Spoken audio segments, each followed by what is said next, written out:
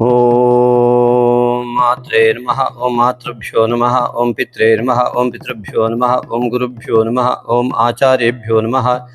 ಓಂ ಮಹಾಗಣಪತಯೇ ನಮಃ. ಓಂ ಕುಲದೇವತಾ ಭೂದೇವಿ ಸಹಿತ ಲಕ್ಷ್ಮೀನಾರಾಯಣಾಯ ನಮಃ.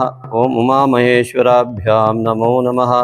ಸಮಸ್ತ ಋಷಿ ಪರಂಪರೆಯನ್ನು, ಸಮಸ್ತ ಗುರು ಪರಂಪರೆಯನ್ನು ತಲೆಬಾಗಿ ನಮಿಸುತ್ತಾ ಸಮಸ್ತ ಮಿತ್ರ ವೃಂದಕ್ಕೆ ನಮಸ್ಕಾರಗಳು. ಜ್ಯೋತಿಷಕ್ಕೆ ಹೇಗೆ ಸಂಪರ್ಕಿಸಬೇಕು, ಎಷ್ಟು ಫೀಸ್ ಕಟ್ಟಬೇಕು, ಮತ್ತು ಜನ್ಮ ತಾರೀಕು ಇತ್ಯಾದಿಗಳು, ಜಾತಕ ಇಲ್ಲದಿದ್ದವರು ಏನು ಮಾಡಬೇಕು, ಹೇಗೆ ಸಂಪರ್ಕಿಸೋದು ಅಂದರೆ, ನೀವು ಈ ಸಂಖ್ಯೆಗೆ ನಿಮ್ಮ ಹೆಸರನ್ನು ವಾಟ್ಸಪ್ ಮಾಡಿ ಮಾಹಿತಿ ಪಡೆಯಿರಿ. ನಮ್ಮ ಎಲ್ಲ ವಿಡಿಯೋಗಳಿಗಾಗಿ subscribe, like, comment and share ಮಾಡೋದನ್ನು ಮರಿಬೇಡಿ.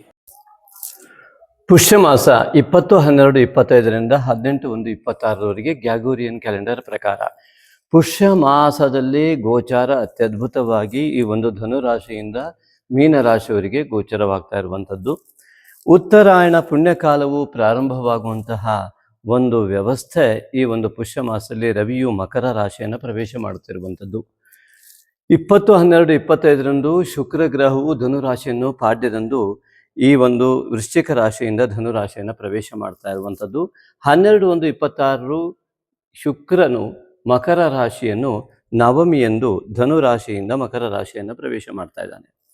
29/12/25 ಬುಧವಾರ ಧನುರಾಶಿಯನ್ನು ದಶಮಿಯಂದು ಬುಧನು ವೃಶ್ಚಿಕದಿಂದ ಧನುರಾಶಿಯನ್ನು ಪ್ರವೇಶ ಮಾಡಿ, ಆ ಬುಧನು 17/1/26ರಂದು ಬುಧ ಗ್ರಹವು ಮಕರ ರಾಶಿಯನ್ನು ಮತ್ತೆ ಪ್ರವೇಶ ಮಾಡ್ತಾ ಇರುವಂಥದ್ದು ಆ ಒಂದು ಚತುರ್ದಶಿ ಎಂದು.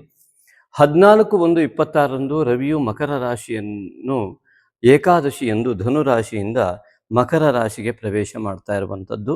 ಇದು ವಿಶಿಷ್ಟವಾಗಿ ಉತ್ತರಾಯಣ ಪುಣ್ಯಕಾಲ ಪ್ರಾರಂಭ, ಮಕರ ಸಂಕ್ರಾಂತಿ, ಉತ್ತರಾಯಣ ಪುಣ್ಯಕಾಲ ಮತ್ತು ಮಕರ ಸಂಕ್ರಾಂತಿಯ ಶುಭಾಶಯಗಳು. ಹಾಗೆಯೇ 15/1/26ರಂದು ಕುಜಗ್ರಹವು ಮಕರ ರಾಶಿಯನ್ನು ದ್ವಾದಶಿ ಎಂದು ಧನುರಾಶಿಯಿಂದ ಪ್ರವೇಶ ಮಾಡುತ್ತಿರುವಂಥದ್ದು. ನಂತರ 3/1/26ರಂದು ಪೂರ್ಣಿಮೆ ಈ ಒಂದು ಮಿಥುನ ರಾಶಿಯಲ್ಲಿ ಆರ್ದ್ರ ನಕ್ಷತ್ರದಲ್ಲಿ ಪೂರ್ಣಿಮೆ ಇರುವಂಥದ್ದು. 18/1/26 ಈ ಅಮಾವಾಸ್ಯೆ ಧನು ರಾಶಿಯಲ್ಲಿ ಪೂರ್ವಾಷಾಢ ನಕ್ಷತ್ರದಲ್ಲಿ ಅಮಾವಾಸ್ಯೆ ಕಂಡುಬರುವಂಥದ್ದು. ಇದು ಪುಷ್ಯ ಮಾಸದ ಗ್ರಹ ವೈಶಿಷ್ಟ್ಯತೆ.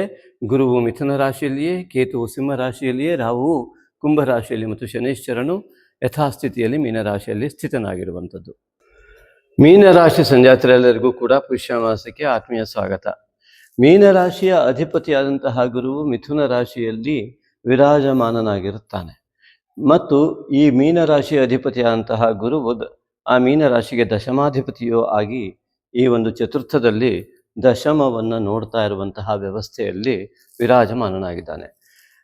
ಮೀನರಾಶಿಯಲ್ಲಿ ಶನೈಶ್ಚರನ ಸ್ಥಿತಿ 7.5 ಸಾರ್ಧ ಸಪ್ತಮ ಶನಿ ಇದರ ಒಂದು ಅನುಭವವನ್ನು ಕೊಡ್ತಾ ಇದ್ದಾನೆ. ಅಂದರೆ ಈ ಒಂದು ಮೀನರಾಶಿಯವರಿಗೆ ಪುಷ್ಯ ಮಾಸದ ಅತ್ಯುತ್ತಮವಾದ ಫಲಗಳು, ಈ 4 ಗ್ರಹಗಳ ಅತ್ಯಧಿಕವಾದ ಫಲವನ್ನು ಅನುಭವಿಸುವ ಮಹಾಯೋಗ ಈ ಒಂದು ಮೀನರಾಶಿಯವರಿಗೆ ಕಂಡುಬರುತ್ತೆ. ಇಲ್ಲಿ ಮೀನರಾಶಿ ಸಂಜಾತರ ಎಲ್ಲರಿಗೂ ಕೂಡ ಈ ಶನೈಶ್ಚರನ ಫಲಗಳು ಅವರವರ ಜಾತಕಕ್ಕೆ ತಕ್ಕಂತೆ ಆ ಒಂದು ಶನೈಶ್ಚರನ ಸ್ಥಿತ್ಯಂತರದ ಮೇಲೆ, ರಾಹು ಕೇತುಗಳ ಆಧಾರದ ಮೇಲೆ, ಅನೇಕ ಕುಜ ಇತ್ಯಾದಿ ಪಾಪಗ್ರಹಗಳ ವ್ಯವಸ್ಥೆಯ ಮೇಲೆ ಅವಲಂಬಿತವಾಗಿ, ಶನೈಶ್ಚರನ ಸ್ಥಾನ ಇತ್ಯಾದಿಗಳ ಮೇಲೆ ಅವಲಂಬಿತವಾಗಿ ಸಾರ್ಧ ಸಪ್ತಮ ಶನಿ ಫಲವನ್ನು, ಒಳ್ಳೆಯ ಫಲವನ್ನು ಅಥವಾ ಕೆಟ್ಟ ಫಲವನ್ನು ಎರಡನ್ನೂ ಕೊಡುವಂತಹ ಯೋಗಗಳು ಮೀನರಾಶಿಯವರಿಗಿದೆ. ಹಾಗಾಗಿ ಅವರವರ ಒಂದು ವೈಯಕ್ತಿಕವಾದಂತಹ ಬಲವನ್ನು ಅವಲಂಬಿಸಿ ಈ ಒಂದು ಶನೈಶ್ಚರನ ಫಲಾಫಲಗಳು ನಿರ್ಣಯವಾಗ್ತವೆ. ಶನೈಶ್ಚರನ ಒಂದು ಸ್ಥಿತ್ಯಂತರ ಇಲ್ಲಿ ಇರುವಂಥದ್ದು ಅನೇಕರಿಗೆ ವ್ಯಯದ ಶನೈಶ್ಚರನ ಮತ್ತು ಇನ್ನೊಬ್ಬರಿಗೆ ಏಕಾದಶದ ಶನೈಶ್ಚರನ ಫಲವನ್ನು ಕೊಡ್ತಾನೆ. ಅನೇಕರಿಗೆ ಅನೇಕ ರೀತಿಯಲ್ಲಿ ಎಲ್ಲವನ್ನು ಕಳೆದುಕೊಂಡ ಯೋಗ ಇದ್ದರೆ ಅನೇಕರಿಗೆ ಅತ್ಯಧಿಕ ಲಾಭವಾಗುವಂಥ ಯೋಗವು ಕೂಡ ಈ ಶನೈಶ್ಚರನಿಂದ ಲಭ್ಯವಾಗುತ್ತೆ. ಕರ್ಮ ಫಲದಾತನಾಗಿ ಅನೇಕ ಜನ್ಮಕೃತ ಕರ್ಮದ ಫಲವನ್ನು ಯಾವ ಜನ್ಮದಲ್ಲಿ ಯಾವ ವ್ಯಕ್ತಿ, ಈ ಜನ್ಮದಲ್ಲಿ ಯಾವ ವ್ಯಕ್ತಿಗೆ ಯಾವ ಸಮಯದಲ್ಲಿ, 10 ವರ್ಷದ ವ್ಯಕ್ತಿಗೆ ಒಂದು ರೀತಿ ಆದರೆ 15 ವರ್ಷದ ವ್ಯಕ್ತಿಗೆ, 30 ವರ್ಷದ ವ್ಯಕ್ತಿಗೆ, 50 ವರ್ಷದ ವ್ಯಕ್ತಿಗೆ, ಹೀಗೆ ಭಿನ್ನ ಭಿನ್ನವಾದ ಫಲವನ್ನು ಶನೈಶ್ಚರನು ನೀಡ್ತಾ ಇರ್ತಾನೆ. ಅದರಲ್ಲೂ ವಿಶೇಷವಾಗಿ ಈ ಶನೈಶ್ಚರನ ಈ ಸ್ಥಿತ್ಯಂತರಗಳು ಅವರ ಜಾತಕವನ್ನು ಅವಲಂಬಿಸಿ ಬರುವುದಲ್ಲದೆ ಉಳಿದ ಗ್ರಹಸ್ಥಿತಿಗಳು ಕೂಡ ಶನೈಶ್ಚರನ ಫಲಕ್ಕೆ ಕಾರಣವಾಗ್ತವೆ. ಯಾವುದೆಲ್ಲ ಪಾಪಾಂಶವನ್ನು ಅನುಭವಿಸುವ ಸಮಯ ಬಂದಿದೆಯೋ 7.5 ಕೂಡ ಅದೇ ಸಮಯದಲ್ಲಿ ಬಂದರೆ ಅತಿಯಾದ ಕಷ್ಟ ಉಂಟಾಗ್ತದೆ. ಲಾಭದಾಯಕವಾದಂತಹ ವ್ಯವಸ್ಥೆಯ ಗ್ರಹಸ್ಥಿತಿಗಳ ಬಲಗಳು ನಿಮಗಿದ್ದಲ್ಲಿ ಶನೈಶ್ವರರಿಂದ ಅತ್ಯುತ್ತಮವಾದ ಲಾಭ ಲಭ್ಯವಾಗುತ್ತೆ. ಹಾಗೆಯೇ ಈ ರಾಶಿಯಿಂದ ದ್ವಿತೀಯದಲ್ಲಿರ್ತಕ್ಕಂತಹ ಅಧಿಪತಿ ಅಂತಹ ಕುಜನು ಉಚ್ಚ ಸ್ಥಾನಕ್ಕೆ ಬರ್ತಾ ಇರ್ತಕ್ಕಂಥದ್ದು. ದ್ವಿತೀಯ ಸ್ಥಾನದ ಅಧಿಪತಿ ಮತ್ತು ಭಾಗ್ಯಾಧಿಪತಿಯಾದ ಕುಜನು ಇಲ್ಲಿ ದಶಮದಿಂದ ಏಕಾದಶಕ್ಕೆ ಪ್ರವೇಶ ಮಾಡ್ತಾ ಇರುವಂಥದ್ದು. ನಿಮ್ಮ ಕುಲದೇವತಾ ಆರಾಧನೆಯ ಫಲವನ್ನು ನೋಡಿ, ರವಿಯ ಜೊತೆಗೆ ಪ್ರವೇಶ ಮಾಡ್ತಾ ಇರುವಂಥದ್ದು ನಿಮ್ಮ ಪಿತೃವರ್ಗದ ಆಶೀರ್ವಾದ ಬಲದ ಮೇಲೆ. ಮತ್ತು ರಾಷ್ಟ್ರಾಧಿಪತಿಯು ಪೌರ್ಣಿಮೆಯನ್ನು ಗುರುವಿನ ಪೌರ್ಣಿಮೆಯನ್ನು ಕೂಡ ಈ ಚಂದ್ರನ ಜೊತೆಗೆ ರಾಷ್ಟ್ರಾಧಿಪತಿ ಗುರುಚಂದ್ರನ ಒಂದು ಯುತಿಯಿಂದ ಈ ಪೌರ್ಣಿಮೆಯ ದಿನ ಉಂಟಾಗ್ತಾ ಇರುವಂತಹ ಮಹಾಯೋಗದಿಂದಾಗಿ, ಗಜಕೇಸರಿ ಯೋಗದಿಂದಾಗಿ ನಿಮಗೆ ಉದ್ಯೋಗದಲ್ಲಿ ಅತ್ಯುತ್ತಮವಾದಂತಹ ಮಹಾಯೋಗ, ಸಾಧನಾ ಯೋಗ ಇತ್ಯಾದಿಗಳು ಕಂಡು ಬರ್ತವೆ. ಇಂತಹ ಒಂದು ಉತ್ತಮ ಗ್ರಹ ಸ್ಥಿತಿಯಲ್ಲೂ ಕೂಡ ಉತ್ತಮವಾದ ಸ್ಥಿತಿಗತಿಗಳು ನಿಮಗಿಲ್ಲ ಅಂತಂದರೆ ಇಲ್ಲಿ ಅನೇಕ ವಿಧವಾದಂತಹ ಗ್ರಹ ದೋಷಗಳು, ಅರ್ಥಾತ್ ಪೂರ್ವಜನ್ಮದ ಪಾಪವನ್ನು ಅನುಭವಿಸುವ ಸಮಯ ಇರಬಹುದು, ಈ ಜನ್ಮದ ದೋಷಗಳು, ಕುಟುಂಬ ದೋಷಾದಿಗಳು ಇರಬಹುದು. ಅದಕ್ಕಾಗಿ ಪ್ರಶ್ನೆ ಮಾರ್ಗವನ್ನು ಅನುಸರಿಸುವ ಅನಿವಾರ್ಯತೆ ಕೂಡ ಕೆಲವರಿಗೆ ಬರಬಹುದು. ಆದರೆ ಈ ಒಂದು ಪುಷ್ಯ ಮಾಸದಲ್ಲಿ ಈ ಒಂದು ಮೀನರಾಶಿಯವರಿಗೆ ಅತ್ಯಧಿಕವಾದ ಉತ್ತಮ ಫಲ. ಆದರೆ ರಾಷ್ಟ್ರಾಧಿಪತಿಯೇ ಅಸ್ಥಾನದಲ್ಲಿ 4ನೇ ಮನೆಯಲ್ಲಿದ್ದರಿಂದ ಅರ್ಧ ಫಲವನ್ನು ಕೊಡುವಂಥ ವ್ಯವಸ್ಥೆಯಲ್ಲಿದ್ದರಿಂದ ಪೌರ್ಣಿಮೆಯೆಂದು ಅರ್ಧ ನಕ್ಷತ್ರದಂದು ಪೂರ್ಣಿಮೆಯ ಸಂಜೆ ಗುರು ಆರಾಧನೆಯನ್ನು, ಗುರು ಜಪ ಇತ್ಯಾದಿಗಳನ್ನು ಮಾಡ್ತಕ್ಕಂಥದ್ದು, ಇಷ್ಟ ದೇವತಾ ಅನುಷ್ಠಾನವನ್ನು ಮಾಡ್ತಕ್ಕಂಥದ್ದು, ಮಂತ್ರವನ್ನು ಪಠಿಸುವಂಥದ್ದು ಇತ್ಯಾದಿಗಳನ್ನು ಯಥಾಕ್ರಮವಾಗಿ ಮಾಡಿದಾಗ ಈ ಗುರುವಿನಿಂದಾಗಿ ಉಳಿದಂತಹ ಗ್ರಹಸ್ಥಿತಿಗಳ ಉತ್ತಮ ಫಲಗಳು ಸಂಪೂರ್ಣವಾಗಿ ಲಭ್ಯವಾಗುವುದಕ್ಕೆ ಸಾಧ್ಯ. ಹಾಗಾಗಿ ಗುರು ಅನುಗ್ರಹ, ತಾಯಿ ತಂದೆ ಮತ್ತು ಗುರು ಅನುಗ್ರಹ ಮೀನರಾಶಿಯವರಿಗೆ ಈ ಒಂದು ಪುಷ್ಯ ಮಾಸದಲ್ಲಿ ಅತ್ಯುತ್ತಮವಾದ ಫಲವನ್ನು ಕೊಡೋದಕ್ಕೆ ಅವಕಾಶ ಮಾಡಿಕೊಡುತ್ತೆ. ಹಾಗಾಗಿ ಈ ಗುರುವು ತೃತೀಯಾಧಿಪತಿಯಾದಂತಹ ಶುಕ್ರನ ಮೇಲೆ ದೃಷ್ಟಿಯನ್ನು ಬೀರಿರುವಂತಹ ಸಂದರ್ಭದಲ್ಲಿ ಸಹೋದರರ ಸಹಕಾರ, ಮಾತುಕತೆ, ಹಣಕಾಸಿನ ವ್ಯವಸ್ಥೆ ಇತ್ಯಾದಿಗಳು ಅತ್ಯುತ್ತಮವಾಗಿ ಆಗುವಂಥ ಲಕ್ಷಣಗಳಿದ್ದು ಆ ಒಂದು ಪೌರ್ಣಿಮೆಯೆಂದು ಆ ಅನುಷ್ಠಾನ ಮತ್ತು ಅಧ್ಯಾತ್ಮ ಅನುಷ್ಠಾನಕ್ಕಾಗಿ ಪೂರ್ವಾಷಾಢ ನಕ್ಷತ್ರ ಅಮಾವಾಸ್ಯೆಯನ್ನು ಮಾಡುವುದು ಅತಿ ಉತ್ತಮ. ಹಾಗೆಯೇ ಏಕಾದಶದಲ್ಲಿ ಈ ಒಂದು ಗ್ರಹಸ್ಥಿತಿಗಳು, ತೃತೀಯಾಧಿಪತಿಯು ಏಕಾದಶಕ್ಕೆ ಬಂದಾಗ ರಾಹು ಪೀಡಿತನಾಗಿ ಕಾಣುವುದರಿಂದಾಗಿ, ಇಲ್ಲಿ ರವಿಯಿಂದ ಅಸ್ತನಾದಂತಹ ತೃತೀಯಾಧಿಪತಿ ಇರುವುದರಿಂದಾಗಿ ನಿಮಗೆ ಅಷ್ಟಮಾಧಿಪತಿಯಾದಂತಹ ಶುಕ್ರನು ಕೂಡ ಅಸ್ತನಾಗುವುದರಿಂದಾಗಿ ನಿಮ್ಮ ಹಣಕಾಸಿನ ವ್ಯವಸ್ಥೆ ಇತ್ಯಾದಿಗಳಲ್ಲಿ ಅನೇಕ ಗೊಂದಲಗಳು ಸೃಷ್ಟಿಯಾಗಿ ಸಾಲಬಾಧೆ ಉಂಟಾಗುವ ಲಕ್ಷಣ ರಾಹು ಪೀಡಿತತ್ವದಿಂದ ಉಂಟಾಗುತ್ತೆ. ಅನೇಕರು ಮೀನರಾಶಿಯವರು ಸಾಲಬಾಧೆಯಿಂದ ಪೀಡಿತರಾಗಿರುವ ಸಾಧ್ಯತೆಗಳು ಈ ರಾಹುವಿನ ಒಂದು ವೈಶಿಷ್ಟ್ಯತೆಯಿಂದ, ರಾಹುವಿನ ಛಾಯೆಗೆ ಒಳಗಾದ ಅವರವರ ಜಾತಕದ ಗ್ರಹಸ್ಥಿತಿಯನ್ನು ಅವಲಂಬಿಸಿ ಆಗಿರುವ ಸಾಧ್ಯತೆಗಳಿವೆ. ಆದ್ದರಿಂದ ಅಂಥವರು ಈ ನಾಗದೋಷವನ್ನು ಮತ್ತು ಈ ಕೇತು, ರಾಹು ಕೇತುವಿಂದ 180 ಡಿಗ್ರಿಯಲ್ಲಿ ಇರ್ತಕ್ಕಂಥ ಈ ಗ್ರಹ ಛಾಯೆ ಏನಿದೆ, ಇದರಿಂದ ಪೀಡಿತವಾದ ಗ್ರಹಸ್ಥಿತಿಗಳ ಮೇಲೆ ಅವಲಂಬಿತವಾಗಿ ನಿಮ್ಮ ಜಾತಕದಲ್ಲೂ ಯಾವ ರೀತಿಯಾಗಿ ಆ ರಾಹು ಪೀಡಿತತ್ವ ಮತ್ತು ಕೇತು ಪೀಡಿತತ್ವ ಇದೆ ಅನ್ನೋದನ್ನು ಗ್ರಹಿಸಿ ಅದನ್ನು ಸರಿಯಾದ ಕ್ರಮದಲ್ಲಿ ಪರಿಹಾರವನ್ನು ಮಾಡಿಕೊಂಡಾಗ ಮಾತ್ರ ಸಾಲಬಾಧೆಯಿಂದ ಮತ್ತು ಅನೇಕ ಕಷ್ಟಗಳಿಂದ ಹೊರಬರಲು ಗೊತ್ತಾಗತ್ತೆ. ಈ ಜಗತ್ತಿನಲ್ಲಿರುವ ಈ ಮಾಯೆಯ ಒಳಗೆ ಸಿಕ್ಕಿರುವಂತಹ ರಾಹುವಿನ ಮಾಯೆಯ ಒಳಗೆ ಸಿಕ್ಕಿರ್ತಕ್ಕಂಥವರಿಗೆ ಉತ್ತಮ ಫಲ ಆ ನಾಗಶಕ್ತಿ ವಿನಾಯಕನ ಆ ಆರಾಧನೆಯ ಫಲದಿಂದ ಸಿಗತ್ತೆ. ಹಾಗಾಗಿ ಆ ನಾಗಶಕ್ತಿ ವಿನಾಯಕ ನಾಗ ಯಜ್ಞೋಪವೀತ ಗಣಪತಿ ಮುದ್ಗಲ ಪುರಾಣದಲ್ಲಿ ಉಲ್ಲೇಖಿತವಾಗಿರುವ ಪುರಾತನ ಅತ್ಯಂತ ಸ್ಪಷ್ಟವಾದ ವಿಧಾನ, ಪೂಜಾ ವಿಧಾನ ಇದೆ. ಸಣ್ಣ ಪ್ರಮಾಣದಲ್ಲಿ ಈ ವಿಡಿಯೋದ ಕೊನೆಯಲ್ಲಿ ಹಾಕ್ತೇವೆ, ಆಸಕ್ತರು ಅದನ್ನು ಅನುಸರಿಸಬಹುದು. ನಿಮ್ಮ ಜಾತಕವನ್ನು ಅನುಸರಿಸಿ ಇದರ ಆರಾಧನೆಯ ಫಲವನ್ನು, ಆರಾಧನೆಯ ರೀತಿಯನ್ನು, ಹೇಗೆ ಫಲ ಪಡೆಯುವುದು ಎನ್ನುವುದನ್ನು ನಿಮ್ಮ ಜಾತಕ ಮತ್ತು ಪ್ರಶ್ನೆ ಮಾರ್ಗವನ್ನು ಅನುಸರಿಸಿ ಪಡೆದುಕೊಳ್ಳುವುದು ತುಂಬ ಉತ್ತಮ. ಹಾಗಾಗಿ ಈ ಒಂದು ರಾಶಿ ಮೀನರಾಶಿಯವರಿಗೆ ಚತುರ್ಥದಲ್ಲಿಯೇ ಗುರು ಇರುವುದರಿಂದ ಮನೆ ಕಟ್ಟುವ ಯೋಗ ಇತ್ಯಾದಿಗಳು ಎಲ್ಲವೂ ಅತ್ಯಂತ ಉತ್ತಮವಾದಂಥ ಯೋಗಗಳಿದ್ದು, ಈ ಮಾತ್ರವಿನ ಅನುಗ್ರಹ ಇರ್ತಕ್ಕಂತಹ ವ್ಯವಸ್ಥೆ ಕೂಡ ಕಂಡು ಬರ್ತಾ ಇದ್ದು, ತಾಯಿಗೆ ತಿರುಗಿ ಮಾತನಾಡದ, ತಾಯಿಯನ್ನು ಗೌರವಿಸಿ ನಿರಂತರ ತಾಯಿಗೆ ನಮಸ್ಕಾರ ಮಾಡಿ ದಿನ ಪ್ರಾರಂಭ ಮಾಡುವ ವ್ಯಕ್ತಿಗಳಿಗೆ ಗುರುವಿನ ಒಂದು ಅನುಗ್ರಹದಿಂದಾಗಿ ಮಾತ್ರ ಬಲ, ಮನೋಬಲ ಉಂಟಾಗಿ ಅತ್ಯುತ್ತಮವಾದ ಫಲ ಲಭ್ಯವಾಗುತ್ತೆ. ಹಾಗಾಗಿ ಪೌರ್ಣಿಮೆಯ ದಿನ ಆರ್ದ್ರಾ ನಕ್ಷತ್ರದಂದು ಈ ಒಂದು ಗುರು ಆರಾಧನೆ ಮತ್ತು ಗುರು ಮಾರ್ಗದರ್ಶನದಿಂದ ಮಾಡುವ ಮಂತ್ರಾರಾಧನೆ, ಜಪ ತಪಾದಿಗಳು ಅತ್ಯುತ್ತಮವಾದ ಫಲವನ್ನು ನಿಮಗೆ ನೀಡ್ತವೆ. ಅನೇಕರಿಗೆ ಈ ಪೌರ್ಣಿಮೆಯ ತರ್ಪಣಾದಿ ಕ್ರಮಗಳು ಕೂಡ ಪಿತೃವರ್ಗದ, ಮಾತೃವರ್ಗದಲ್ಲಿ ಯಾರು ಇಲ್ಲದೇ ಇದ್ದಾಗ ಆ ತಾಯಿ ತಂದೆಯನ್ನು ಕಳ್ಕೊಂಡಂಥವ್ರು ತರ್ಪಣಾದಿ ಕ್ರಮಗಳನ್ನು ಅನುಸರಿಸುವವರು ಕೆಲವರು ಇರ್ತಾರೆ. ಅಂಥವರಿಗೂ ಕೂಡ ಅದರ ಅಗತ್ಯ ಇರ್ತದೆ. ಹಾಗೆಯೇ ಇನ್ನು ಪಂಚಮದ ಅಧಿಪತಿಯು ಚತುರ್ಥದಲ್ಲಿಯೂ ಪಂಚಮ ಶುದ್ಧವಾಗಿರುವಂಥದ್ದು. ಈ ಒಂದು ತಾಯಿಯನ್ನೇ ಆ ಮಾತೃಕಾರಕನಾದಂತಹ ಚಂದ್ರಗ್ರಹವೇ ಅಲ್ಲಿರುವುದರಿಂದ ಪೌರ್ಣಿಮೆಯ ಆ ಒಂದು ಅನುಷ್ಠಾನ ನಿಮ್ಮ ಜ್ಞಾನದ ವೃದ್ಧಿಯನ್ನು ಮಾಡಿಕೊಡಬಲ್ಲದು. ವಿದ್ಯಾಕ್ಷೇತ್ರದಲ್ಲಿ ಸಾಧನಾ ಯೋಗವನ್ನು ಕಲ್ಪಿಸಬಲ್ಲದು. ತಾಯಿಯ ಮಾತನ್ನು ಕೇಳಿ ಅಧ್ಯಯನ ಮಾಡುವ ವಿದ್ಯಾರ್ಥಿಗಳು ಅತ್ಯುತ್ತಮವಾದ ಫಲವನ್ನು ಪಡೆಯುವಂಥ ಮಾಸ ಪುಷ್ಯ ಮಾಸ. ಹಾಗೆಯೇ 6ನೇ ಮನೆಯಲ್ಲಿ ಕೇತು ಇರುವುದರಿಂದಾಗಿ ಮೋಡ ಮುಸುಕಿದ ವಾತಾವರಣದಲ್ಲಿರ್ತಕ್ಕಂತಹ ಸೂರ್ಯನಂತೆ ನಿಮ್ಮ ಹಿಂದುಗಡೆ ನಿಮ್ಮ ವೈರಿಗಳು ಕೆಲಸವನ್ನು ಮಾಡ್ತಾ ಇರುವಂಥ ಅನುಭವ ನಿಮಗೆ ಬರುವಂಥ ಸಾಧ್ಯತೆಗಳು ಹೆಚ್ಚು. ಅದಕ್ಕಾಗಿ ನಾಗಶಕ್ತಿ ವಿನಾಯಕನ ಆರಾಧನೆಯನ್ನು ಮಾಡೋದರಿಂದ ನಿಮ್ಮ ಹಿಂದುಗಡೆಯಿಂದ ಆಗ್ತಕ್ಕಂತಹ ದೋಷಗಳನ್ನು ನಿಮಗೆ ಗೊತ್ತಿಲ್ಲದಂತೆ ಹಿಂದುಗಡೆ ಪಿತೂರಿಯನ್ನು ಮಾಡಿ ನಿಮ್ಮ ಉತ್ತಮ ಫಲವನ್ನು ಕಸಿದುಕೊಳ್ಳುವ ವ್ಯವಸ್ಥೆಗಳೇನಿರ್ತವೆ, ಸಾಮಾಜಿಕವಾಗಿ ಆ ಹಿನ್ನಡೆ ಏನಿರ್ತದೆ, ಅದರ ನಿರ್ನಾಮಕ್ಕಾಗಿ ನಾಗಶಕ್ತಿ ವಿನಾಯಕನ ಆರಾಧನೆ ಅತಿ ಮುಖ್ಯ ಅನಿಸಿಕೊಳ್ಳುತ್ತೆ. ಹಾಗೆಯೇ ಇನ್ನು ಸಪ್ತಮಾಧಿಪತಿ ಅಂತ ಬುಧನು ಭಾಗ್ಯದಿಂದ ದಶಮದಿಂದ ಏಕಾದಶ ಅತ್ಯುತ್ತಮವಾದ ರೀತಿಯಲ್ಲಿ ನಿಮ್ಮ ಮಾತಿಗೆ ಬೆಲೆ ಬಂದು ಅತ್ಯುತ್ತಮವಾದ ಉದ್ಯೋಗದಲ್ಲಿ ಅಭಿವೃದ್ಧಿ ಇತ್ಯಾದಿಗಳು ಮೀನರಾಶಿಯವರಿಗೆ ಅತ್ಯಂತ ಫಲದಾಯಕವಾಗಿ ಕಂಡುಬರುವಂಥದ್ದು. ಅದು ಈ ಒಂದು ಪುಷ್ಯ ಮಾಸದ ಪುಣ್ಯ ಫಲ. ಅಮಾವಾಸ್ಯೆಯ ದಿನ ನಿಮ್ಮ ಮಂತ್ರ ಜಪಾದಿಗಳು ಪೂರ್ವಾಷಾಢ ನಕ್ಷತ್ರದ ದಿನ ಮಾಡಿದಾಗ ಆ ಅಮಾವಾಸ್ಯೆಯ ದಿನ ಮಾಡಿದಂತಹ ನಿಮ್ಮ ಆಧ್ಯಾತ್ಮಿಕ ಒಂದು ವ್ಯವಸ್ಥೆ ರವಿ ಬುಧ ನಿಪುಣ ಯೋಗ ಏನಿದೆ, ಇದರಿಂದಾಗಿ ನಿಮಗೆ ಈ ಒಂದು ಸಪ್ತಮಾಧಿಪತಿ ಗಂಡ ಹೆಂಡತಿ ಕುಳಿತು ಕೂಡ ಉತ್ತಮವಾದಂತಹ ಧ್ಯಾನಾಸಕ್ತರಾಗಿ ಈ ಒಂದು ಅಮಾವಾಸ್ಯೆ ದಿವಸ ಅನುಷ್ಠಾನವನ್ನು ಮಾಡಿದರೆ ಅತಿ ಹೆಚ್ಚಿನ ಫಲವನ್ನು ಪಡೆಯುವಂತಹ ಉದ್ಯೋಗದಲ್ಲಿ ಬಡ್ತಿ ಮತ್ತು ನಿಮ್ಮ ನಿರಂತರ ಜೀವನದಲ್ಲಿ ಅತ್ಯುತ್ತಮವಾದಂತಹ ಉದ್ಯೋಗ ವ್ಯವಸ್ಥೆಯನ್ನು ಪಡೆಯುವಂತಹ ಮಹಾಯೋಗವನ್ನು ಈ ಒಂದು ಮೀನರಾಶಿಯವರಿಗೆ ಗುರುವು ತನ್ನ ದೃಷ್ಟಿಯ ಮೂಲಕವಾಗಿ ದಶಮದ ಸ್ಥಾನದ ಮೇಲೆ ಗುರುವಿನ ಅನುಗ್ರಹದ ಮೂಲಕವಾಗಿ ಲಭ್ಯವಾಗುವಂತೆ ಮಾಡುತ್ತಾನೆ. ಹಾಗಾಗಿ ಈ ಚತುರ್ಥದಲ್ಲಿರುವ ಗುರುವಿನ ಸಂಪೂರ್ಣ ಫಲಕ್ಕಾಗಿ ಹಿಂದೆ ಹೇಳಿದಂತೆ ಗುರು ಆರಾಧನೆ, ತಾಯಿ ಆರಾಧನೆ ಅತಿ ಮುಖ್ಯ. ಹಾಗೆ ರವಿ ಪಿತೃಕಾರಕನಾಗಿ ದಶಮದಲ್ಲಿದ್ದರಿಂದ ತಂದೆಯ ಒಂದು ಆ ಪಿತೃವರ್ಗದ ಮತ್ತು ಕುಲದೇವತೆಯ ಆರಾಧನೆಯ ಫಲದ ಮೂಲಕ ಸಂಪೂರ್ಣ ಉತ್ತಮ ಉದ್ಯೋಗ ಉನ್ನತಿಗಳು ಲಭ್ಯವಾಗುತ್ತೆ.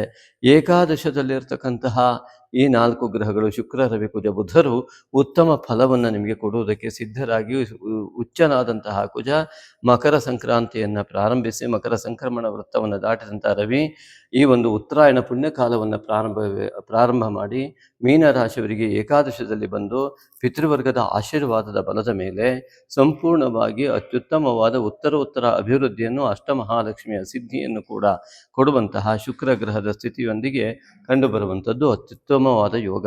ಆದರೆ ಇದಕ್ಕೆ ಭಿನ್ನವಾದಂತಹ ಫಲಗಳು ಸಿಗ್ತಾ ಇದ್ದರೆ ದಯವಿಟ್ಟು ನಾಗಶಕ್ತಿ ವಿನಾಯಕನ ಆರಾಧನೆಯನ್ನು ಮಾಡಿ ನಿಮ್ಮ ಜಾತಕವನ್ನು ಪರಿಶೀಲನೆ ಮಾಡಿಕೊಳ್ಳಿ. ಜಾತಕವಿಲ್ಲದಿದ್ದಲ್ಲಿ ಪ್ರಶ್ನೆ ಮಾರ್ಗದ ಮೂಲಕ ಪರಿಹಾರ ಕಂಡುಕೊಳ್ಳಿ. ಹಾಗೆಯೇ ಈ ಒಂದು ಪುಷ್ಯ ಮಾಸದಲ್ಲಿ ವ್ಯಯದಲ್ಲಿರ್ತಕ್ಕಂತಹ ರಾಹುವಿನ ಒಂದು ವ್ಯವಸ್ಥೆಯಿಂದಾಗಿ ಕಳೆದು ಹೋದಂಥದ್ದನ್ನು ಯಾವುದೇ ರೀತಿಯಲ್ಲೂ ಪಡೆದುಕೊಳ್ಳಲು ಆಗದ ಸ್ಥಿತಿಯಲ್ಲಿ ಇರಬಹುದು. ಮತ್ತು ಈ ಒಂದು ಪುಷ್ಯ ಮಾಸವು ಈ ಮೀನರಾಶಿಯವರಿಗೆ ಸಂಪೂರ್ಣವಾಗಿ ಶುಭ ಫಲವನ್ನೇ ನೀಡಲಿ ಎಂಬುದಾಗಿ ನಾವು ನಂಬಿದ ನಾಗಶಕ್ತಿ ವಿನಾಯಕನಲ್ಲಿ ಭಕ್ತಿಪೂರ್ವಕವಾಗಿ ಪ್ರಾರ್ಥಿಸುತ್ತೇವೆ. ನಮಸ್ತೆ. ಈಗ ಮಾರ್ಗಶಿರ ಮಾಸದ ಲಕ್ಕಿ ಕಾಮೆಂಟ್ ಸಮಯ ಬಂದಾಯಿತು. ಇಲ್ಲಿ ನೋಡಿ, ತುಳುನಾಡ ಕುಮಾರಿ ಎನ್ನುವರು ಒಂದು ಕಾಮೆಂಟ್ ಹಾಕಿದ್ದಾರೆ. ನಾನು ಮೊದಲ ಬಾರಿ ನಿಮ್ಮ ವಿಡಿಯೋ ವೀಕ್ಷಿಸುತ್ತಿದ್ದೇನೆ. ನನ್ನ ಪ್ರಶ್ನೆ, ನನಗೆ 43 ವರ್ಷದವರೆಗೆ ಎಷ್ಟೇ ಕಷ್ಟ ಬಂದರೂ ದೇವರ ಮೇಲೆ ನಂಬಿಕೆ ಕಳೆದುಕೊಳ್ಳದೆ ತುಂಬ ಇಷ್ಟದಿಂದ ಪೂಜೆ ಮಾಡುತ್ತಿದ್ದ ನನಗೆ ಈಗ ದೇವರಿಗೆ ಕೈ ಮುಗಿಯಲು ಕೂಡ ಮನಸ್ಸಾಗುವುದಿಲ್ಲ, ಯಾಕೆ ಎನ್ನುವ ಪ್ರಶ್ನೆ ಮಾಡಿದ್ದಾರೆ. ಅವರ ಕಮೆಂಟ್ ಕೆಳಗಡೆನೆ ಶ್ರೀ ಮುಳುಗುಂದ ಅವರು ಕಾಮೆಂಟ್ ಮಾಡಿದ್ದಾರೆ. ಸರ್ ನಮಸ್ಕಾರ ಮುಳುಗುಂದ ಸ್ವಾಮಿ ಅವರೇ. ಇಲ್ಲಿ ಶ್ರೀ ಮುಳುಗುಂದ ಎನ್ನುವಂತಹ ಹೆಸರು ಇಲ್ಲಿ ಕಂಡು ಬರ್ತಾ ಇದೆ ಚಾನಲಲ್ಲಿ. ಅವರಿಗೆ ನಮ್ಮ ಆತ್ಮೀಯ ಧನ್ಯವಾದಗಳು ಮತ್ತು ನಮಸ್ಕಾರಗಳು. ಸರ್, ನಿಮ್ಮ ಕಮೆಂಟ್ ನಾವು ಓದ್ತಾ ಇದ್ದೇವೆ. ನಮಸ್ಕಾರ ಗುರುಜಿ, ನೀವು ಧ್ಯಾನ ಮತ್ತು ಸಾಧನೆ ಮಾಡುವ ಮಹತ್ವದ ಕುರಿತು ಹಾಗೆಯೇ ಕೋಪವನ್ನು ತೊರೆದು ಶಾಂತವಾಗಿರುವ ಬಗ್ಗೆ ಅನೇಕ ಬಾರಿ ಉಪದೇಶಿಸಿದ್ದೀರಿ. ನಿಮ್ಮ ಈ ಅಮೂಲ್ಯ ಮಾರ್ಗದರ್ಶನ ನನ್ನ ಜೀವನದಲ್ಲಿ ಅತೀವ ಪರಿಣಾಮಕಾರಿಯಾಗಿದೆ. ನಾನು ಪ್ರತಿದಿನ ಧ್ಯಾನದಲ್ಲಿ ಸಮಯ ಕಳೆಯುತ್ತಿದ್ದು ಅದು ನನಗೆ ಅಪಾರ ಶಕ್ತಿ ಮತ್ತು ಆಂತರಿಕ ಶಾಂತಿಯನ್ನು ನೀಡುತ್ತಿದೆ. ನಿಮ್ಮಂತಹ ಮಹಾನ್ ಗುರುಗಳಿಂದ ಇಂತಹ ದಿವ್ಯ ಮಾರ್ಗದರ್ಶನ ದೊರೆಯುತ್ತಿರುವುದಕ್ಕೆ ಹೃತ್ಪೂರ್ವಕವಾದಂತಹ ಕೃತಜ್ಞತೆಯನ್ನು ಸಲ್ಲಿಸುತ್ತೇನೆ ಎಂಬುದಾಗಿ ಬರೆದಿದ್ದಾರೆ. ಅಂದರೆ ತುಳುನಾಡ ಕುಮಾರಿಯವರೇ, ನಮ್ಮ ಚಾನಲಿಗೆ ಹೋಗಿ ನಮ್ಮ ಅನೇಕ ವಿಡಿಯೋಗಳನ್ನು ನೋಡುವುದರಿಂದ ನಿಮಗೆ ಇದಕ್ಕೆ ಸರಿಯಾದ ಉತ್ತರ ಲಭ್ಯವಾಗುತ್ತೆ. ಇವರಂತೆಯೇ ಆಂತರಿಕವಾದ ಶಾಂತಿಯನ್ನು ಪಡೆಯೋದಕ್ಕೆ ಮತ್ತು ದೇವರ ಮೇಲೆ ನಂಬಿಕೆ ಇಟ್ಟು ಜೀವನವನ್ನು ಸುಗಮವಾಗಿ ಮಾಡಲಿಕ್ಕೆ ಅವಕಾಶ ಸಿಗ್ತದೆ ಅಂತ ಮುಳುಗುಂದ ಸ್ವಾಮಿಯವರ ಈ ಒಂದು ಮುಳುಗುಂದ ಅವರ ಒಂದು ಕಾಮೆಂಟ್ ನಿಮಗೆ ಉತ್ತರವನ್ನು ನೀಡಿದೆ. ಹಾಗೆಯೇ ಇನ್ನು ಕೆಲವರು ಈ ಒಂದು ನಿಮ್ಮ ಜ್ಯೋತಿಷ್ಯವನ್ನು ನೋಡುವುದರಿಂದ ಯಾರಿಗೆ ಉಪಕಾರ ಇದೆ ಅಂತ ಕೇಳಿದವರು ಇದ್ದಾರೆ. ಹಾಗಾಗಿ ಇವರು ಇಂತಹ ಆ ರೀತಿಯಾದ ಕಾಮೆಂಟ್ ಮಾಡಿದವರು ಅದರ ಕೆಳಗಡೆಯ ಮತ್ತು ಮೇಲ್ಗಡೆಯ ಕಾಮೆಂಟ್ಗಳನ್ನು ಓದಿದರೆ ಯಾರ್ಯಾರಿಗೆ ಅದು ಉಪಕಾರ ಆಗಿದೆ ಅನ್ನೋದು ಖಂಡಿತವಾಗಿಯೂ ನಿಮಗೆ ತಿಳಿಯುತ್ತೆ. ಯಾರು ಅದನ್ನು ಅಳವಡಿಸ್ಕೊಳ್ಳೋದಕ್ಕೆ ಇಷ್ಟಪಡ್ತಾರೋ ಅವರಿಗೆ ಖಂಡಿತವಾಗಿಯೂ ಉಪಯೋಗ ಆಗುತ್ತೆ. ಇಷ್ಟೇ ಸ್ವಾಭಾವಿಕವಾದ ಸರಳವಾದ ಉತ್ತರ. ಮುಲುಗುಂದವರಿಗೆ ಮತ್ತೊಮ್ಮೆ ಧನ್ಯವಾದಗಳು. ಹಾಗೆಯೇ ಇನ್ನು ಮುಂದಿನ ಒಂದು ಕಾಮೆಂಟನ್ನು ನೋಡ್ತಾ ಹೋದರೆ ಶ್ರೀನಿವಾಸ ಮೂರ್ತಿಯವರು ಒಂದು ಪ್ರಶ್ನೆಯನ್ನು ಕೇಳಿದ್ದಾರೆ. ನನ್ನ ಮಗನು ನನಗೆ ಸುಮ್ಮನೆ ನನ್ನನ್ನು ದ್ವೇಷ ಮಾಡ್ತಾನೆ, ಹಾಗಂತ ಅವನಿಗೆ ನನ್ನ ಬಿಟ್ಟಿರೋ ಶಕ್ತಿ ಇಲ್ಲ, ಪ್ರೀತಿ ಇದೆ. ಆದರೂ ಆಗಾಗ ನನ್ನ ಹತ್ರ ಮಾತು ಬಿಡೋದು, ದೂರ ಆಗೋದು ಈ ರೀತಿಯಾಗಿ ಮಾಡ್ತಾನೆ. ಇದು ನನಗೂ ಅವನಿಗೂ ಕೂಡ ಹಿಂಸೆ ಆಗ್ತಾ ಇದೆ. ಇದಕ್ಕೇನು ಕಾರಣ ಗುರುಜಿ? ಇದೇನು ಮಾಡಬೇಕು ಅಂತ ಕೇಳಿದರೆ, ಖಂಡಿತವಾಗಿಯೂ ಒಂದು ತಂದೆಯ ಒಂದು ಅಳಲನ್ನು ತೋಡಿದಿರ. ಇಂತಹ ಒಂದು ಸ್ಥಿತಿಗತಿಗಳು ಕೇವಲ ನಿಮಗೊಂದೇ ಅಲ್ಲ, ಸಾಮಾನ್ಯ ವಯಸ್ಕರಾಗ್ತಾ ಬಂದಂತಹ ಮಕ್ಕಳು ತಂದೆಯನ್ನು ತಿರಸ್ಕಾರ ಮಾಡದ ರೀತಿಯಲ್ಲಿ ನಡೆದುಕೊಳ್ಳುವಂತಹ ವಿಧಿವಿಧಾನಗಳು ಇತ್ತೀಚಿನ ದಿನದಲ್ಲಿ ಅದರ ಪ್ರಮಾಣ ಜಾಸ್ತಿ ಆಗಿದೆ. ಇವತ್ತಿನ ಶಿಕ್ಷಣ ವ್ಯವಸ್ಥೆಯ ಒಂದು ನ್ಯೂನ್ಯತೆ ಅಂತ ಕೂಡ ಅದನ್ನು ನಾನು ಕರಿತೀನಿ. ಯಾಕೆ ಶಿಕ್ಷಣ ಕ್ಷೇತ್ರದಲ್ಲಿಯೇ ನಾನಿದ್ದು ನೋಡಿರುವಂಥ ಸತ್ಯ ಕೂಡ ಇದೆ. ಹಾಗೆಯೇ ಯಾರ ಜಾತಕದಲ್ಲಿ ರವಿಗ್ರಹ ಸರಿ ಇರುವುದಿಲ್ಲವೋ, ಪಿತೃಸ್ಥಾನದ ಅಧಿಪತಿ ಸರಿ ಇರುವುದಿಲ್ಲವೋ, ಈಗ ಇಂತಹ ಸ್ವಾಭಾವಿಕ ಪ್ರತಿಕ್ರಿಯೆಗಳು ಉಂಟಾಗುತ್ತೆ. ಯಾಕೆ ಅಂತ ಕೇಳಿದರೆ, ಯಾರಿಗೆ ತಂದೆಯಿಂದ ದೂರ ಆಗುವ ಮತ್ತು ಕುಲದೇವತಾ ಆರಾಧನೆಯ ಫಲ ಸಿಗದೇ ಇರುವಂತಹ, ದೈವಬಲ ಸಿಗದೇ ಇರುವಂತಹ ಪೂರ್ವಜನ್ಮದ ದೋಷಗಳು ಇರ್ತಾವೆಯೋ ಅಂಥವರು ಹುಟ್ಟಿದಾಗ ಈ ತಂದೆಯಿಂದ ಭಿನ್ನ ಆಗುವಂತಹ, ಭಿನ್ನಾಭಿಪ್ರಾಯ ಹೊಂದುವಂಥ ಯೋಗಗಳು ಅಲ್ಲಿ ಉತ್ಪನ್ನವಾಗ್ತವೆ. ಅದಕ್ಕೆ ಪರಿಹಾರ ತಂದೆ ಮತ್ತು ಮಗ ಇಬ್ಬರು ಕೂಡ ಆತ್ಮೀಯತೆಯಿಂದ ಕುಳಿತು ಇಂತಹ ದೋಷದಿಂದ ನಾವು ದೂರವಾಗಿ ನಾವಿಬ್ಬರು ಹತ್ತಿರ ಆಗಬೇಕು ಅನ್ನುವಂತಹ ಚಿಂತನೆಯನ್ನು ಮಾಡ್ತಕ್ಕಂಥದ್ದು. ಮಗುವಿನ ಜಾತಕದಲ್ಲಿ ಹೀಗಿದ್ದಾಗ ಅವನಿಗೆ ತಂದೆಯ ಆಶೀರ್ವಾದ ಸಿಗದೇ ಇರುವಂತಹ ದೋಷ ಬರುವುದರಿಂದ ನಿತ್ಯ ತಾಯಿ ತಂದೆಗೆ ನಮಸ್ಕಾರ ಮಾಡುವಂತಹ ಪ್ರಕ್ರಿಯೆಯನ್ನು ಸಣ್ಣ ಮಗುವಿಂದಲೇ ಅವರಿಗೆ ಇಷ್ಟ ಇಲ್ಲದಿದ್ದರೂ ಹೇಳಿ ಕಾಲ್ಮುಟ್ಟಿ ನಮಸ್ಕಾರ ಮಾಡಿಸಿಕೊಳ್ಳೋದು ಇದು ಮೊದಲನೇ ಪರಿಹಾರ. ಮತ್ತು ನಿತ್ಯ ತಾಯಿ ತಂದೆಗೆ ನಮಸ್ಕಾರ ಮಾಡುವಂತಹ ವ್ಯಕ್ತಿ ಈ ರೀತಿಯ ದೋಷದಿಂದ ಹೊರಗೆ ಬರ್ತಾನೆ.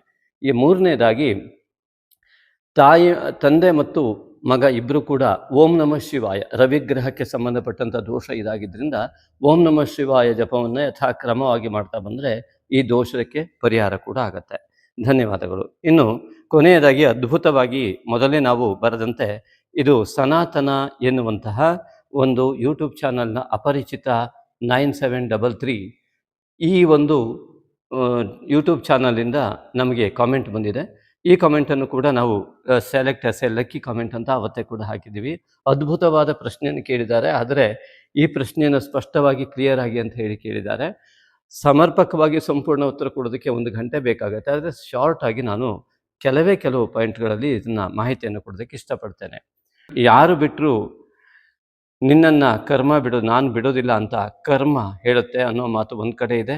ಇನ್ನೊಂದು ಕಡೆ ದೇವರ ಅಪ್ಪಣೆ ಇಲ್ಲದೆ ಒಂದು ಎಲೆ ಕೂಡ ಉದುರೋದಿಲ್ಲ, ಅಂದರೆ ತೇನ ವಿನ ತೃಣಮಪಿನ ಚಲತೆ ಅನ್ನೋದ್ರ ಬಗ್ಗೆ ಬರೆದಿದ್ದಾರೆ. ಹಾಗೆ ಮತ್ತೊಂದು ಕಡೆ ಮಾಡಿದ್ದುಣ್ಣು ಮಹಾರಾಯ, ಅದೇ ಕರ್ಮಫಲ, ಮತ್ತು ಪಾಲಿಗೆ ಬಂದದೇ ಪಂಚಾಮೃತ. ಇಷ್ಟೆಲ್ಲ ಇದ್ದ ಮೇಲೆ ಭವಿಷ್ಯ ಯಾಕೆ ಕೇಳಬೇಕು? ಸ್ವಲ್ಪ ಕ್ಲಿಯರ್ ಆಗಿ ಉತ್ತರ ಕೊಡಿ ಅಂತ ಪ್ರಶ್ನೆ ಮಾಡಿದ್ದಾರೆ. ಸನಾತನ ಚಾನಲ್ ಅಧಿಕಾರಿಗಳೇ, ನಾವು ನಿಮಗೆ ಉತ್ತರವನ್ನು ಕೊಡ್ತಾ ಇದ್ದೇವೆ. ಇಲ್ಲಿ ಮುಖ್ಯವಾಗಿ ಮಾಡಿದ್ದುಣ್ಣು ಮಹಾರಾಯ ಅಂದರೆ ಕರ್ಮಫಲವನ್ನು ಹೇಳಿದಂಥದ್ದಾಗತ್ತೆ.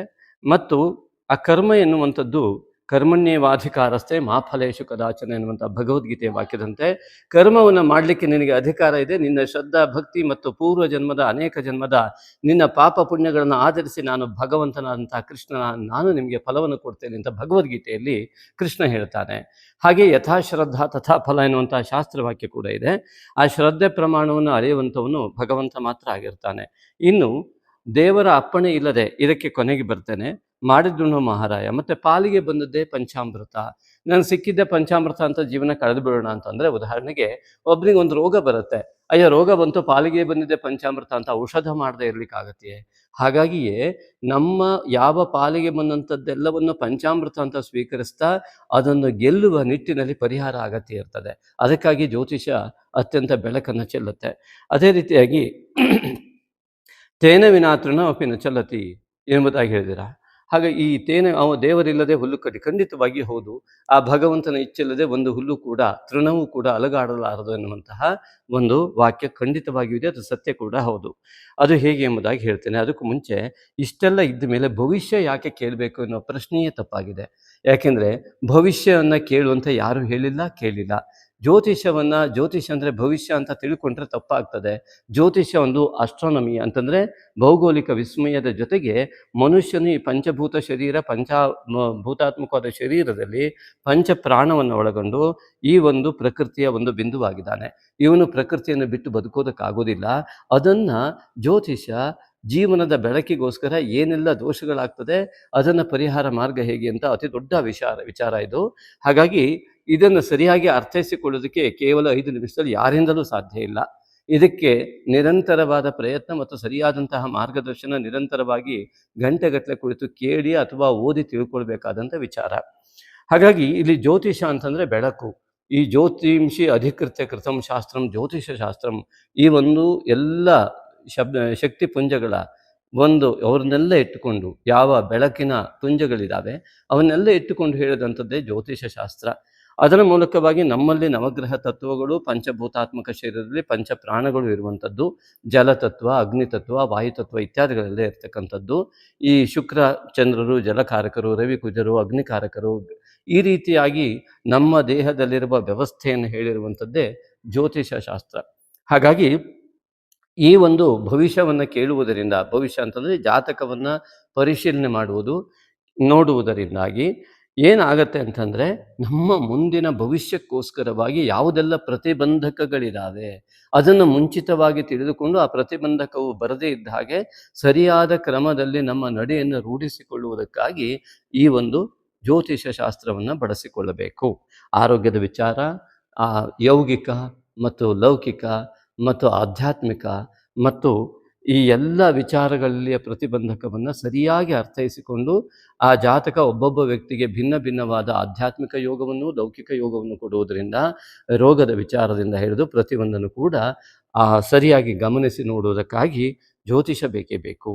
ಅದೇ ರೀತಿಯಾಗಿ ದೇವರ ಅಪ್ಪಣೆ ಇಲ್ಲದೆ ಯಾವುದು ನಡೆಯುವುದಿಲ್ಲ ಅಂತಾದರೆ ನಾವು ಸುಮ್ಮನೆ ಇದ್ದುಬಿಟ್ರೆ ಆಯ್ತಲ್ಲ ಅಂತಂದರೆ, ದೇವರ ಅಪ್ಪಣೆ ಇದ್ದರೆ ಖಂಡಿತವಾಗಿ ನೋಡಿ, ಅಂತಃಕರಣ ಎಂಬುದಾಗಿ ಚತುರ್ವಿಧ ಮನೋಬುದ್ಧಿ ಅಹಂಕಾರ ಚಿತ್ತ ಸತ್ವ ರಜ ತಮೋ ಗುಣಗಳ ಆಧಾರದ ಮೇಲೆ ಪ್ರತಿ ಜೀವಿಯೂ ಬದುಕ್ತಾ ಇದೆ. ಧರ್ಮ ಮಾರ್ಗ ಮತ್ತು ಅಧರ್ಮ ಮಾರ್ಗ ಇದರ ಆಯ್ಕೆಯು ಈ ಜನ್ಮದಲ್ಲಿ ಆ ವ್ಯಕ್ತಿಯ ಮನಸ್ಸು ಮತ್ತು ಬುದ್ಧಿಗೆ ಮತ್ತು ಅವನ ಸಂಸ್ಕಾರಕ್ಕೆ ಬಿಟ್ಟಿರುವಂಥದ್ದು. ಅದನ್ನು ಜಾತಕ ಪರಿಶೀಲನೆ ಇತ್ಯಾದಿಗಳನ್ನು ಮಾಡಿದಾಗ ಯಾವುದು ಸತ್ವಗುಣ ಪ್ರಧಾನ, ರಜೋಗುಣ ಪ್ರಧಾನ ಮತ್ತು ತಮೋಗುಣ ಪ್ರಧಾನ ಜಾತಕಗಳು ಎಂಬುದಾಗಿ ಅರ್ಥೈಸಿಕೊಂಡಾಗ ಯಾವ ವ್ಯಕ್ತಿಯು ಸತ್ವಗುಣ ಪ್ರಧಾನದೆಡೆಗೆ ಹೋಗಲಿಕ್ಕೆ ಎಷ್ಟು ಪ್ರಯತ್ನ ಮಾಡಬೇಕು ಎನ್ನುವಂಥದ್ದು ಜಾತಕದ ಮೂಲಕ ತಿಳಿಯುವಂಥದ್ದು. ಆದ್ದರಿಂದಾಗಿ ಸತ್ವ ರಜ ತಮೋ ಗುಣಗಳ ವ್ಯತ್ಯಾಸಗಳನ್ನು ಭಗವಂತ ಪ್ರತಿಯೊಂದು ಜೀವಿಗಳಲ್ಲಿ ಕೊಟ್ಟಿದ್ದು ಈ ಜನ್ಮದಲ್ಲಿ ಅವನ ಮನಸ್ಸು ಮತ್ತು ಬುದ್ಧಿಯ ಮೂಲಕವಾಗಿ ಧರ್ಮ ಮಾರ್ಗ ಮತ್ತು ಅಧರ್ಮ ಮಾರ್ಗ ಈ ಆಯ್ಕೆ ಮತ್ತು ಅವನ ಜೀವನದ ಅಭಿವೃದ್ಧಿಗಾಗಿ ಈ ಧರ್ಮ ಮಾರ್ಗ ಮತ್ತು ಅಧರ್ಮ ಮಾರ್ಗದ ಆಯ್ಕೆಗಾಗಿ ಕೊಟ್ಟಿರುವಂಥದ್ದು. ಎರಡನೆಯದಾಗಿ ಈ ಸತ್ವಗುಣ, ರಜಗುಣ ಮತ್ತು ತಮೋ ಗುಣಗಳ ಪ್ರಾಧಾನ್ಯತೆಯನ್ನು ಆ ಒಂದೊಂದು ಜೀವಿಯಲ್ಲಿಯೂ ವ್ಯತ್ಯಾಸ ಇರುವುದರಿಂದಾಗಿ ಇದರಲ್ಲಿರುವ ಲೋಪ ದೋಷಗಳನ್ನು ಸರಿ ಮಾಡಿಕೊಳ್ಳುವುದಕ್ಕಾಗಿ ಜ್ಯೋತಿಷ ಬೇಕು. ಹಾಗಾಗಿ ಜ್ಯೋತಿಷವನ್ನು ನೋಡಬೇಕು. ಇದು ದೊಡ್ಡ ವಿಚಾರ. ಇಷ್ಟೇ ವಿಚಾರದಲ್ಲಿ ನಾನು ಕೊಟ್ಟಿದ್ದೇನೆ. ಹಾಗಾಗಿ ಉದಾಹರಣೆ ಸಹಿತ ಕೊಡ್ತಾ ಹೋದರೆ ತುಂಬ ದೊಡ್ಡದಾಗ್ತದೆ. ದಯವಿಟ್ಟು ಈ ಒಂದು ಲಕ್ಕಿ ಕಾಮೆಂಟನ್ನು ಗಮನಿಸಿದಂಥ ಎಲ್ಲರೂ ಕೂಡ ಈ ಉತ್ತಮವಾದ ಪ್ರಶ್ನೆ ಕೇಳಿದ ಸನಾತನ ಚಾನಲ್ ಅವರಿಗೂ ಕೂಡ ಧನ್ಯವಾದಗಳನ್ನು ಅರ್ಪಣೆ ಮಾಡ್ತಾ, ಖಂಡಿತವಾಗಿಯೂ ಅಂತಹ ವಿಮರ್ಶೆ ಇದ್ದರೆ ಒಂದು ದಿವಸ ನೀವು ಕೂಡ ಬನ್ನಿ, ಕುಳಿತು ಒಂದು ವಿಡಿಯೋ ಮಾಡೋಣ. ಜನರಿಗೆ ಹೆಲ್ಪ್ ಆಗುತ್ತೆ ಅಂದರೆ ಇದರ ವಿಸ್ತಾರವಾದಂಥ ರೂಪವನ್ನು ನೋಡೋಣ. ಅದೇ ರೀತಿಯಾಗಿ ಭಗವದ್ಗೀತೆ 15-16 ಅಧ್ಯಯನ ಮಾಡಿ ಅದರಿಂದಲೂ ಕೂಡ ನಿಮಗೆ ಈ ಒಂದು ಸತ್ವ ರಜ ತಮೋ ಗುಣಗಳ ವ್ಯತ್ಯಾಸಗಳು, ಭಗವಂತನ ಒಂದು ಅನತಿ ಇಲ್ಲದೆ ಯಾವುದೂ ನಡೆಯುವುದಿಲ್ಲ. ಆದರೆ ನಮಗೆ ಕೊಟ್ಟಂತಹ ಮನಸ್ಸು ಮತ್ತು ಬುದ್ಧಿಯ ಮೂಲಕವಾಗಿ ನಮಗೆ ಆಯ್ಕೆಯನ್ನು ಇದೇ ಮಾರ್ಗದಲ್ಲಿಯೇ, ಈ 3 ಗುಣಗಳಲ್ಲಿಯೇ ನೀನು ಬದುಕು ಎಂಬುದಾಗಿ ಭಗವಂತನ ಸೃಷ್ಟಿಯನ್ನು ಬದಲಿಸಲಿಕ್ಕೂ ಕೂಡ ಯಾರಿಂದಲೂ ಆಗೋದಿಲ್ಲ. ಅದರ ಆಧಾರದ ಮೇಲೆಯೇ ನಾವು ನಮ್ಮ ನಡೆನುಡಿಗಳನ್ನು ನಡೆಸಿಕೊಂಡು ಹೋಗ್ತೇವೆ. ಧನ್ಯವಾದಗಳು.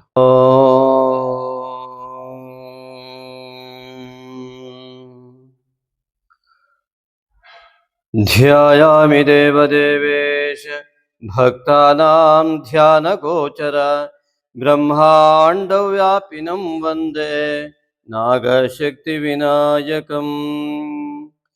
ವಿದ್ಯಾವಿವಾಹಯಜ್ಞಾನಾಂ ವಂದೇ ವಿಘ್ನನಿವಾರಿಣಂ ನಾಗಶಕ್ತಿಸಮಾಯುಕ್ತಂ ನಾಗಯಜ್ಞೋಪವೀತಿನಂ.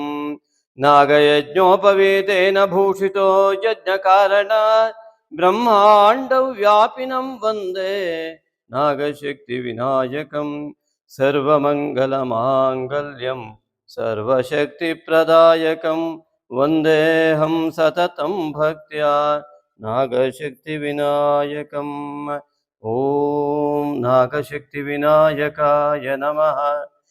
ಮಿತ್ರರೇ ನಮಸ್ಕಾರ. ನಾಗಶಕ್ತಿ ವಿನಾಯಕ ಓಂ ನಾಗಯಜ್ಞೋಪವೀತನೇ ನಮಃ. ಮುದ್ಗಲ ಪುರಾಣದಲ್ಲಿ ಉಲ್ಲೇಖಿತವಾಗಿರ್ತಕ್ಕಂತಹ ನಾಗಯಜ್ಞೋಪವೀತ ಗಣಪತಿಯ ಬಗ್ಗೆ ಒಂದೆರಡು ಮಾಹಿತಿ.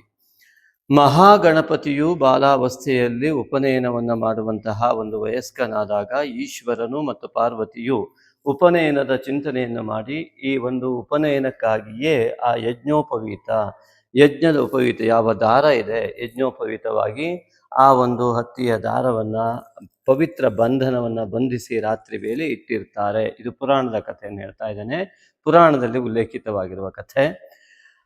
ಆ ಒಂದು ಯಜ್ಞೋಪವೀತವನ್ನು ಪವಿತ್ರ ಗಂಟಿನಿಂದಾಗಿ ಅದನ್ನು ಬಂಧ ಮಾಡಿ ಇಟ್ಟು ಬೆಳಗ್ಗೆ ಉಪನಯನವನ್ನು ಮುಹೂರ್ತದಲ್ಲಿ ಅವನಿಗೆ ಯಜ್ಞೋಪವೀತ ಧಾರಣೆಯನ್ನು ಮಾಡಬೇಕು ಅನ್ನೋ ಚಿಂತನೆಯೊಂದಿಗೆ ಇರ್ತಕ್ಕಂತಹ ಪಾರ್ವತಿ ಪರಮೇಶ್ವರರು ಬಂದು ಬೆಳಗ್ಗೆ ನೋಡಿದಾಗ ಆ ಯಜ್ಞೋಪವೀತ ಹತ್ತಿಯ ಯಜ್ಞೋಪವೀತ ಏನಿತ್ತು ಛಿದ್ರವಾಗಿತ್ತು. ಕಾರಣ, ಈ ಮೂಷಕಾಸುರನು ಮಹಾಗಣಪತಿಯು ಈಗಲೇ ತನಗೆ ಇಷ್ಟೊಂದು ಪೀಡೆಯನ್ನು ಕೊಡ್ತಾ ಇದ್ದಾನೆ, ಇವನೇನಾದರೂ ಯಜ್ಞೋಪವೀತ ಧಾರಣೆಯನ್ನು ಮಾಡಿಬಿಟ್ರೆ ಇವನು ನನಗೆ ತನ್ನ ವಿದ್ಯೆಯ ಮೂಲಕವಾಗಿ ನನ್ನನ್ನು ಇನ್ನೂ ಹೆಚ್ಚಿಗೆ ಪೀಡಿಸ್ತಾನೆ, ಇದು ಆಗಬಾರದು ಎನ್ನುವ ಚಿಂತನೆಯೊಂದಿಗೆ ತನ್ನ ಅಸುರತ್ವವನ್ನು ಪ್ರದರ್ಶನ ಮಾಡಿದ್ದು ಈ ಉಪನಯನಕ್ಕೆ ಅತಿ ಪ್ರಮುಖವಾದಂತಹ ಯಜ್ಞೋಪವೀತವನ್ನು ಛಿದ್ರವಾಗಿ ತನ್ನ ಒಂದು ಹಲ್ಲುಗಳಿಂದ ಅದನ್ನು ಕಟ್ ಮಾಡಿರ್ತಾನೆ, ಸಂಪೂರ್ಣವಾಗಿ ಛಿದ್ರ ಮಾಡಿರ್ತಾನೆ. ಹೀಗೆ ಛಿದ್ರ ಮಾಡಿದಂತಹ ಯಜ್ಞೋಪವೀತನ ಏನು ಈಶ್ವರ ಬಂದು ಆಸೀನನಾಗಿ ನೋಡ್ತಾನೆ, ಛಿದ್ರವಾಗಿರುವಂತಹ ಈ ಒಂದು ಯಜ್ಞೋಪವೀತವನ್ನು ನೋಡಿ ಈಶ್ವರನಿಗೆ ಗೊತ್ತಾಗತ್ತೆ ಇದು ಮೂಷಕನ ಕೆಲಸ. ಹಾಗಾಗಿ ಈ ಒಂದು ಉಪನಯನ ಮೂರ್ತ ಸನ್ನಿಹಿತವಾಗಿದೆ, ಈಗ ಏನು ಮಾಡಬೇಕು ಎಂಬುದಾಗಿ ಯೋಚನೆ ಮಾಡ್ತಾ ಈಶ್ವರನು ತನ್ನ ಕೊರಳಿನಲ್ಲಿರುವಂತಹ ಈ ಒಂದು ನಾಗನನ್ನು ಸ್ಪರ್ಶಿಸಿದ ತಕ್ಷಣವೇ ಆ ಒಂದು ಈಶ್ವರನ ಮಹಿಮೆಯಿಂದ ಆ ಛಿದ್ರವಾದಂತಹ ಯಾವ ಯಜ್ಞೋಪವೀತ ನಾಗವಾಗಿ ಪರಿವರ್ತನೆಯಾಗಿ ಪವಿತ್ರ ಬಂಧನದಿಂದ ಕೂಡಿತ್ತು. ಅದನ್ನು ಯಜ್ಞೋಪವೀತವಾಗಿ ನಾಗಶಕ್ತಿ ಮಹಾಗಣಪತಿಯಾಗಿ ಅವನು ಪರಿವರ್ತಿತನಾಗ್ತಾನೆ. ಆ ಒಂದು ವಿದ್ಯೆ ವಿವಾಹ ಯಜ್ಞಗಳ ಅಧಿಕಾರವನ್ನು ನಾಗಯಜ್ಞೋಪವೀತವಾದಂತಹ ಇದನ್ನು ಧರಿಸುವುದರಿಂದಾಗಿ ಈ ಮಹಾಗಣಪತಿಗೆ ವಿದ್ಯಾಯೋಗ ಉಂಟಾಗ್ತದೆ. ಹಾಗಾಗಿ ಮಹಾಜ್ಞಾನ ಯೋಗ ಉಂಟಾದಂತಹ ಮಹಾಗಣಪತಿಯು ನಾಗಯಜ್ಞೋಪವೀತನಾಗಿ ನಾಗಶಕ್ತಿ ವಿನಾಯಕನಾಗಿ ಪರಿವರ್ತಿತನಾಗ್ತಾನೆ. ಹಾಗಾಗಿ ನಾಗನ ಒಂದು ಪವಿತ್ರ ಬಂಧನದಿಂದಾಗಿ ಇವತ್ತು ಕೂಡ ನಾಗಮಂಡಲ ಇತ್ಯಾದಿಗಳಲ್ಲಿ ಆ ನಾಗನ ಆಶ್ಲೇಷಾಬಲಿಯಿಂದ ಹಿಡಿದು ಎಲ್ಲದರಲ್ಲೂ ಕೂಡ ಆ ನಾಗನಿಗೆ ಪವಿತ್ರವನ್ನು ಹಾಕುವಂತಹ 5 ಪವಿತ್ರ 8 ಪವಿತ್ರ ಹೀಗೆ ಅನೇಕ ಪವಿತ್ರವನ್ನು ಹಾಕಿ ನಾಗಮಂಡಲಾದಿಗಳನ್ನು ಆರಾಧನೆ ಮಾಡುವಂತಹ ನಾಗವು ಪವಿತ್ರ ಶಕ್ತಿಯಾಗಿ ಪರಿವರ್ತನೆಯಾದಂತಹ ಒಂದು ವ್ಯವಸ್ಥೆಯೇ ನಾಗಶಕ್ತಿ ವಿನಾಯಕ. ಹಾಗಾಗಿ ಈ ಒಂದು ನಾಗಶಕ್ತಿ ವಿನಾಯಕನನ್ನು ಆರಾಧನೆ ಮಾಡುವುದರಿಂದ ಉಪನಯನದ ಒಟುವಾಗಿ ವಿದ್ಯಾರ್ಥಿಗಳಿಗೂ ಮತ್ತು ವಿವಾಹೇಚ್ಛುಕರಿಗೂ ಮತ್ತು ಯಜ್ಞ ಕ್ರಿಯೆಗಳಲ್ಲಿ ಮತ್ತು ಉದ್ಯೋಗ ವಿಷಯಗಳಲ್ಲಿ ಎಲ್ಲ ವಿಘ್ನವನ್ನು ನಿವಾರಣೆ ಮಾಡುವ ಮಹಾಶಕ್ತಿಯುಕ್ತವಾದಂತಹ ಶಕ್ತಿ ಪುಂಜವಾಗಿ ಪರಿವರ್ತನೆಯಾದಂತಹ ವಿನಾಯಕ ನಾಗಶಕ್ತಿ ವಿನಾಯಕ. ಹಾಗಾಗಿ ನಾಗಾರಾಧನೆಯ ಫಲವನ್ನು ಮತ್ತು ಮಹಾಗಣಪತಿಯ ಫಲವನ್ನು ಜೊತೆಗೆ ಕೊಡ್ತಕ್ಕಂತಹ ಏಕೈಕ ದೇವತೆ ಈ ವಿದ್ಯಾಧಿ ದೇವತೆಯಾದಂಥ ನಾಗಶಕ್ತಿ ವಿನಾಯಕ. ಹಾಗಾಗಿ ಈ ಒಂದು ಮಹಾಗಣಪತಿಯು ಕೂಡ ವಿದ್ಯಾಧಿ ದೇವತೆ ಎಂಬುದಾಗಿ ಪರಿಗಣಿಸಲ್ಪಡ್ತಾನೆ. ಒಂದೇ ವಾಣಿ ವಿನಾಯಕವು ವಾಗರ್ಥ ಇವ ಸಂಪೃಕ್ತವು ವಾಗರ್ಥ ಪ್ರತಿಪತ್ತಯೇ ಜಗತಃ ಪಿತರ ಒಂದೇ ಪಾರ್ವತಿ ಪರಮೇಶ್ವರವೆಂಬುದಾಗಿ ಕಾಳಿದಾಸ ಬರೆದ್ರೆ, ನಮ್ಮ ರಾಮಚರಿತ ಮಾನಸದಲ್ಲಿ ವರ್ಣಾನಾಂ ಅರ್ಥಸಂಘಾನಾಂ ರಸಾನಾಂ ಛಂದಸಾಮಪಿ ಮಂಗಲಾನಾಂಚ ಕರ್ತಾರವು ಒಂದೇ ವಾಣಿ ವಿನಾಯಕವು ಎಂಬುದಾಗಿ ದ್ವಿವಚನವನ್ನು ಪ್ರಯೋಗ ಮಾಡಿ ಆ ರಾಮಚರಿತ ಮಾನಸದ ಪ್ರಾರ್ಥನಾ ಶ್ಲೋಕವನ್ನಾಗಿ ಬರೆಯಲ್ಪಡುತ್ತೆ. ಹಾಗಾಗಿ ವಿದ್ಯಾದಿ ದೇವತೆಯಾಗಿ ಸರಸ್ವತಿಯ ಜೊತೆಗೆ ಮಹಾಗಣಪತಿಯು ಕೂಡ ವಿರಾಜಮಾನನಾಗಿದ್ದು ಈ ಉಪನಯನದ ಸಂದರ್ಭದಿಂದ. ಆದ್ದರಿಂದಾಗಿ ಯಾರು ಈ ಒಂದು ನಾಗಶಕ್ತಿಯ ವಿನಾಯಕನ ಆರಾಧನೆಯನ್ನು ಯಥಾಕ್ರಮವಾಗಿ ಮಾಡ್ತಾರೋ ಅದು ಅವರವರ ಜಾತಕದ ಕ್ರಮದ ಪ್ರಕಾರ ಅನೇಕ ಭಿನ್ನತ್ವವು ಕೂಡ ಇರ್ತದೆ. ಅದರ ಆರಾಧನೆಯ ಕ್ರಮದಲ್ಲಿ ಮಂತ್ರವೆಲ್ಲವೂ ಒಂದೇ, ಆರಾಧನೆಯ ಕ್ರಮದಲ್ಲಿ ಬದಲಾವಣೆ ಆಗ್ತದೆ. ಆದ್ದರಿಂದಾಗಿ ಈ ಒಂದು ಮಹಾಗಣಪತಿಯ ಆರಾಧನೆಯನ್ನು ಮಾಡುವುದರಿಂದ ಇಲ್ಲಿ ಧ್ಯಾನಾವಸ್ಥೆಯಲ್ಲಿ ಕುಳಿತಂತಹ ನಾಗಶಕ್ತಿ ವಿನಾಯಕರನ್ನು ನಿಮಗೆ ದರ್ಶಿಸ್ತಾ ಇದ್ದೇವೆ. ಅವನು ಉಪನಯನದ ವಟುವಾದಂತಹ ಒಂದು ಸಂದರ್ಭದಲ್ಲಿ ವಿದ್ಯಾಯೋಗಕ್ಕಾಗಿ ಕುಳಿತಂತಹ, ಜ್ಞಾನ ಯೋಗಕ್ಕಾಗಿ ಕುಳಿತಂತಹ ಒಂದು ಚಿಹ್ನಿತವಾದಂತಹ ಈ ನಾಗಶಕ್ತಿ ವಿನಾಯಕ. ಇಲ್ಲಿ ನಾಗದೋಷ ಮತ್ತು ಈ ಒಂದು ಕೇತು ದೋಷವನ್ನು ನಿವಾರಣೆ ಮಾಡುವ ಮೂಲಕ ಈ ಒಂದು ರಾಹು ಛಾಯೆ ಮತ್ತು ಕೇತು ಛಾಯೆಯಿಂದ ವಿಮುಕ್ತರಾಗುವುದಕ್ಕಾಗಿ ಸಮಸ್ತ ಗ್ರಹಗಳಿಗೂ ಕೂಡ ನಾಗಶಕ್ತಿ ವಿನಾಯಕನೇ ಸಂಪೂರ್ಣ ಬಲವನ್ನು ನೀಡ್ತಾನೆ. ಈ ರೀತಿಯಾಗಿ ಪುರಾಣದ ಉಲ್ಲೇಖದಂತೆ ಸಹಸ್ರಾರು ವರ್ಷಗಳ ಹಿಂದಿನ ಸ್ಪಷ್ಟವಾದ ಆರಾಧನೆಯು ಇರುವಂತಹ ಒಂದು ವ್ಯವಸ್ಥೆ ಇದು. ಅದನ್ನು ಸರಿಯಾದ ರೀತಿಯಲ್ಲಿ ಮಾಡುವ ಕ್ರಮವನ್ನು ರೂಢಿಸಿಕೊಳ್ಳುವುದು, ಅದು ಎಲ್ಲ ರೀತಿಯ ಸಮಸ್ತ ನವಗ್ರಹಗಳ ದೋಷಗಳು ನಿವಾರಣೆ ಆಗುವಂತಹ, ನವಗ್ರಹಗಳ ಸಂಪೂರ್ಣ ಉತ್ತಮ ಫಲಗಳು ಸಿಗುವಂತಹ, ನಮ್ಮ ಜೀವನದಲ್ಲಿ ಉಂಟಾಗುವ ಸಮಸ್ತ ವಿಧ ದೋಷ ನಿವಾರಣೆಗೆ ಮತ್ತು ಪುಣ್ಯ ಫಲ ಸಂಗ್ರಹಕ್ಕಾಗಿ ನಾಗಶಕ್ತಿ ವಿನಾಯಕನ ಆರಾಧನೆ. ಈ ಹಿಂದೆ ಹೇಳಿದಂತಹ ಶ್ಲೋಕವನ್ನು ಹೇಳಿ ಅದರ ಜೊತೆಗೆ ನೀವು ಓಂ ನಾಗಶಕ್ತಿ ವಿನಾಯಕಾಯ ನಮಃ ಆ ಶ್ಲೋಕಗಳನ್ನು ಪಠಿಸಿ ಓಂ ನಾಗಶಕ್ತಿ ವಿನಾಯಕಾಯ ನಮಃ ಅಂತ ಇದೇ ರೀತಿಯಾಗಿ ಧ್ಯಾನಾವಸ್ಥೆಯಲ್ಲಿ ಕುಳಿತು ಕಣ್ಣನ್ನು ಮುಚ್ಚಿಕೊಂಡು ಈ ಒಂದು ಪ್ರತಿಬಿಂಬವನ್ನು ಮನಸ್ಸಿನಲ್ಲಿ ತೆಗೆದುಕೊಂಡು ಪ್ರಾರ್ಥನೆಯ ಮೂಲಕವಾಗಿ, ತಾಯಿ ತಂದೆಯ ಪ್ರಾರ್ಥನೆಯನ್ನು ಮಾಡುವ ಮೂಲಕವಾಗಿ ಗುರುವಿಗೆ ನಮಸ್ಕರಿಸಿ, ತಾಯಿ ತಂದೆಗೆ ನಮಸ್ಕರಿಸಿ, ಗುರುವಿಗೆ ನಮಸ್ಕರಿಸಿ, ಯಾರು ಈ ನಾಗಯಜ್ಞೋಪಯುತ ಗಣಪತಿಯ ಆರಾಧನೆಯನ್ನು ಭಕ್ತಿಪೂರ್ವಕವಾಗಿ ಮಾಡ್ತಾರೋ ಅವರಿಗೆ ಉತ್ತಮ ಫಲ ಲಭ್ಯವಾಗುತ್ತೆ. ಆದ್ದರಿಂದಾಗಿ ಮಾನಸ ಪೂಜೆಯ ರೀತಿಯಲ್ಲಿ ನೀವು ನಿಮ್ಮದೇ ಆದ ಉತ್ತಮ ಸಮಯದಲ್ಲಿ, ಅದರಲ್ಲೂ ವಿಶೇಷವಾಗಿ ಹೇಳಿದಂತೆ ಅಮಾವಾಸ್ಯೆ ಮತ್ತು ಪೌರ್ಣಿಮೆಯ ದಿನ ನೀವು ಈ ರೀತಿಯಾದ ಧ್ಯಾನಾವಸ್ಥೆಯಲ್ಲಿ ಕಣ್ಮುಚ್ಚಿ ಕುಳಿತು ಈ ಮಹಾಗಣಪತಿ ನಾವು ಧ್ಯಾನ ಮಾಡ್ತಾ ಇದ್ದೀರೋ ಇಲ್ಲೋ ಅಂತ ನೋಡ್ತಾ ಇದ್ದಾನೆ. ನಾವು ಕಣ್ಮುಚ್ಚಿ ಕುಳಿತು ಅವನನ್ನು ಗ್ರಹಿಸುವ ಶಕ್ತಿಯನ್ನು ಪಡೆದುಕೊಂಡು ಆ ಒಂದು ಪ್ರತಿಬಿಂಬವನ್ನು ಮನಃ ಪರದೆಯ ಮೇಲೆ ಬಿಂಬಿಸಿಕೊಂಡು ಅದನ್ನು ಆರಾಧನೆಯನ್ನು ಮಾಡ್ತಾ ಬಂದು ಮೊದಲು ಆ ಶ್ಲೋಕಗಳನ್ನು ಹೇಳಿ ಓಂ ನಾಗಶಕ್ತಿ ವಿನಾಯಕಾಯ ನಮಃ ಅಂತ ಮನಸ್ಸು ಸಂಪೂರ್ಣವಾಗಿ ತೃಪ್ತವಾಗುವಲ್ಲಿವರಿಗೆ ಆ ಜಪವನ್ನು ಮಾಡಿ, ಅನಂತರದಲ್ಲಿ ಮತ್ತೆ ಆ ಶ್ಲೋಕವನ್ನು ಹೇಳಿ ಅವನಿಗೆ ನಮಸ್ಕರಿಸಿ ಆ ನಮ್ಮ ಧ್ಯಾನವನ್ನು ಮುಗಿಸ್ತಾ ಬರೋದ್ರಿಂದ ನಮ್ಮ ಅನೇಕ ದೋಷಗಳು ನಿವಾರಣೆ ಆಗ್ತವೆ. ಇದನ್ನು ನೀವು ಕೂಡ ಅನುಸರಿಸಿ ಅಂತ ತಮ್ಮಲ್ಲಿ ನಾನು ಕೇಳ್ಕೊಳ್ತೇನೆ.